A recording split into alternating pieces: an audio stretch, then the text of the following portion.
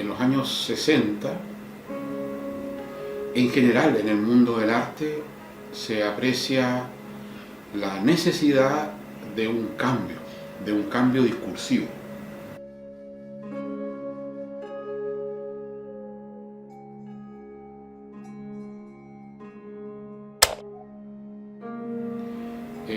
Y tenemos entonces, en aquel entonces, en el mundo en general, muchas nueva trova, nuevo cine, nuevo teatro, nueva pedagogía, nueva danza, etc.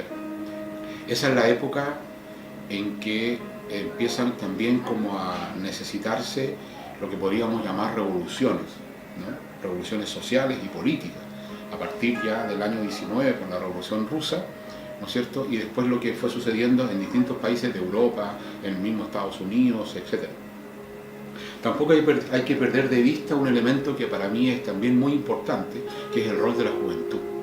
La mayoría de quienes impulsaron estos cambios, ya me voy a referir al cine, ¿no es cierto?, en la literatura, en el teatro, en la música, eran jóvenes de 20 años. Habíamos tenido después de la Segunda Guerra Mundial una verdadera explosión, ¿no es cierto?, una explosión juvenil. Los jóvenes irrumpen en la historia con mucha fuerza, ¿no? Muchísimos jóvenes de todos los sectores sociales, mayoritariamente de pobladores, de sindicatos, de obreros, de trabajadores, de profesores, de las capas intelectuales, el movimiento universitario, el movimiento de pobladores, el movimiento de la iglesia joven, la nueva iglesia, todo eso.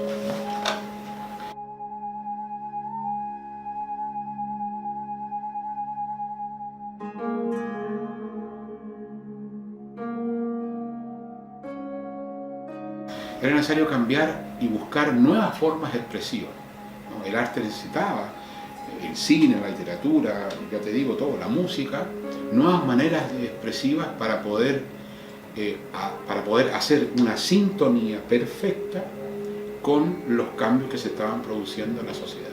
En el caso específico del cine, digamos, el arte en general, por ejemplo, un cambio es que ahora se va a hacer cargo, ¿no?, completamente de los problemas que existían en la sociedad contemporánea en aquellos años.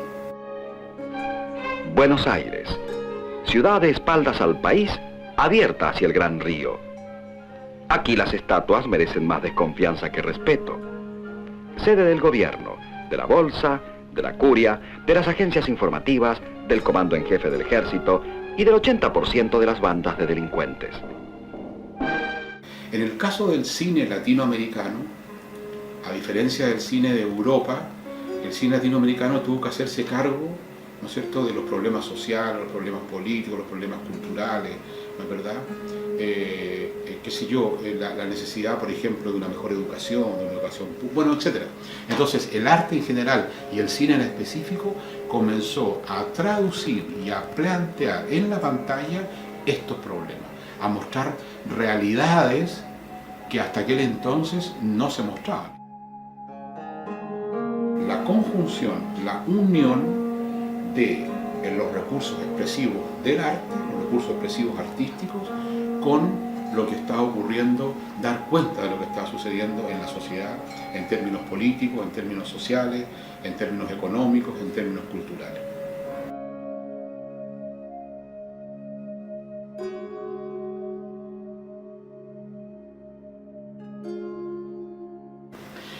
Yo no soy de esa época, yo soy un poquito posterior, yo estaba muy chico, digamos, pero la literatura existente, lo que he podido conocer a través del cine, de la música, fue una época muy brillante, fue una época fulgurante, una época donde había una esperanza del público, de la gente, enorme.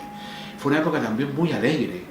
Todo esto se vivió de la manera, aunque eran los problemas muy pesados los que se estaban planteando y los dilemas que la sociedad chilena tenía que resolver, pero yo sé que fue una época muy alegre, que se vivió de una manera muy jovial, muy vigorosa, donde había una energía en la sociedad chilena muy potente, que lamentablemente esa energía se cortó con el golpe de Estado del 73.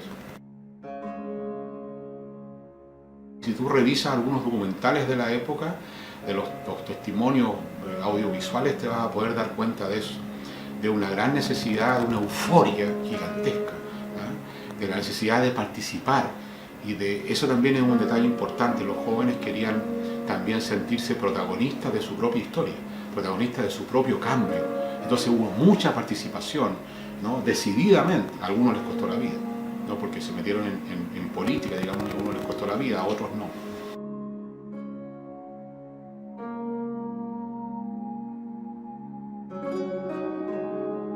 En esta época es cuando empieza, ¿verdad? Un poquito antes, en el caso de Estados Unidos y Europa, lo que podríamos llamar ¿no es cierto?, la liberación femenina, ¿no? Entonces, la liberación no solo tiene que ver, porque es una lectura, a mi juicio, como un poco sesgada, no tiene que ver solo con la cuestión sexual, ¿no? La minifalda, la pastilla, la gente se iba a vivir en pareja, eso era completamente nuevo, sino que la mujer también empieza a sentirse protagonista de sus propios cambios, a incidir, a tomar decisiones, a participar, a dar su opinión, a ser protagonista. Eso empieza ahí, empieza en esa época. Ese vigor también femenino también se nota mucho, ¿no? Aparecen las mujeres, ¿no es cierto?, en el teatro, las mujeres en la música, las mujeres en la política, las mujeres en la literatura.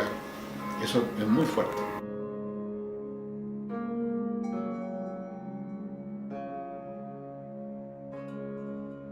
Para mí, la mejor definición, o con la que yo estoy más de acuerdo, sobre lo que es una película documental es cuando esa película, un documental, plantea un problema. Y para mí, esa es la definición, puede que sea un poco clásica. Digamos, es el hombre enfrentado a su medio. El hombre enfrentado a su medio, donde se produce un problema. Cuando yo tengo conflictos, cuando hoy se dice, sí, esta película es un documental. No, yo creo que en muchos casos, desde mi punto de vista, lo puedo defender, son películas descriptivas, pero no plantean un problema. En cambio, cuando tú revisas los documentales clásicos de la historia del cine, te vas a encontrar con eso. Bueno, en el caso chileno, en el caso latinoamericano, se empezaron a realizar muchos documentales que precisamente mostraban a estos nuevos protagonistas de la historia. ¿Y cuáles eran estos nuevos protagonistas de la historia que habían sido ignorados?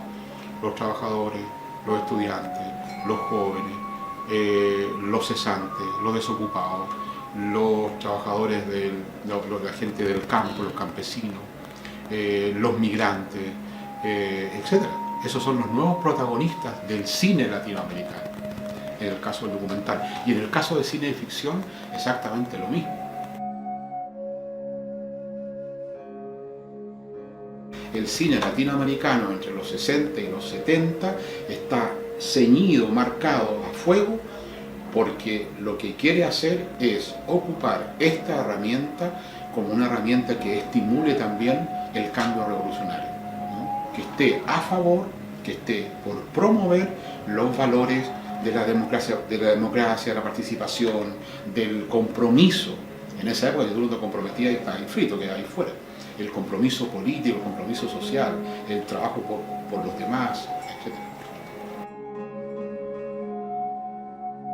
Miguel Litín hace una película, su mejor película para mi gusto, El Chacal de Nahuel Toro, ¿no es cierto?, que es una película en blanco y negro, ¿verdad?, y que plantea el problema, ¿verdad?, de un tipo que es una persona que es un marginal y que se tiene que convertir en asesino porque es un marginal pobre, es un tipo empobrecido en el campo, ¿no? No estoy justificando, y Litín no justifica el asesinato, digamos, ni mucho menos, pero es un tipo que está marginado, desadaptado, etc.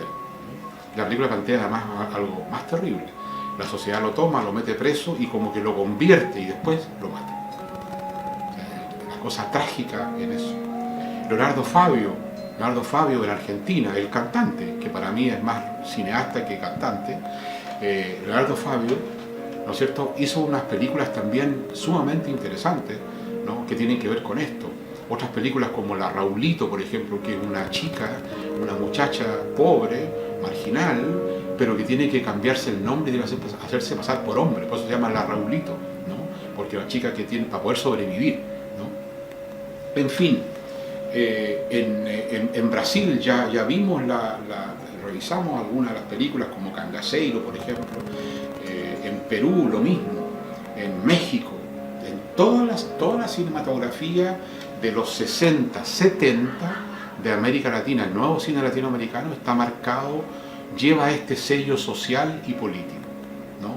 Proponerle a las audiencias ya no el cine como una, ¿no es cierto?, posibilidad de entretención, un producto de entretención, sino que todo lo contrario, el cine como un dispositivo discursivo y crítico, problematizador.